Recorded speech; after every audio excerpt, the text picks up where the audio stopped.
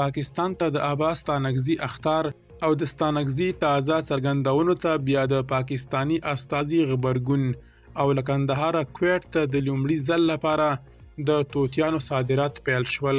درنو لیدونکو ستړي مه شئ. د اسلامي امارت د بهرنیو چارو وزارت سیاسي مرستیال عباس ستانکزي پاکستان ته ویلي تاسو پر توغندیو د ابدالي او غزنوي نومونه ایښي خو موږ خپل غزنویان او ابدالیان لرو. نوموړي ویلي که 15 ابدالیان مو درخوشي کړل بیا به مو پښې د هند په سمندر کې هم ټینګې نشي.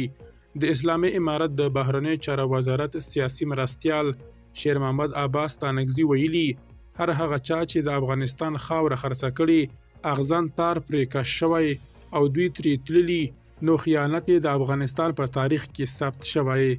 عباس ستانکزي ویلي د اسلامي امارت ځواکونو په ښه ډول د خپلو پولو ساتنه کړې او هر هغه څوک چې دې لوري ته په بدو سترګو راګوري نو سترګې به یې ووځي.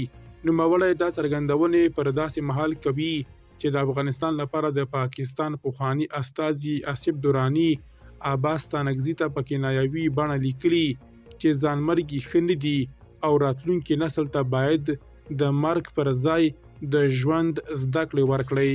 بلخوا د کندهار د کرنې اوبو لګولو او مالدارۍ ریاست مسؤلان وایي د یاد ولایت له یو ځاني ژوبڼ څخه کویټ ته 600 لب ببرټ توتیان لیږدول شوي دي. د ادارې ډیره کړي چې دا توتیان 15 ورځې په یاد ژوبڼ کې قرنطین وو او د نسل نیونې په موخه کویټ ته استول شوي دي.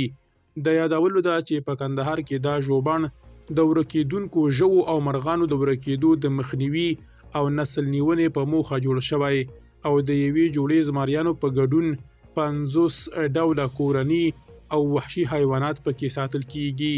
دا په داسې مهال کې ده چې له تیرو څو کلونو راهیسې په هیواد کې د مرغانو په ګډون د بیلابیلو حیواناتو د نسل ورکېدنې ویره شته او هیوادوال غوښتي چې باید د نادره مرغانو د نسل له منځه تللو مخه ونیول شي. درنو لیدونکو له مالتیا مو مننه.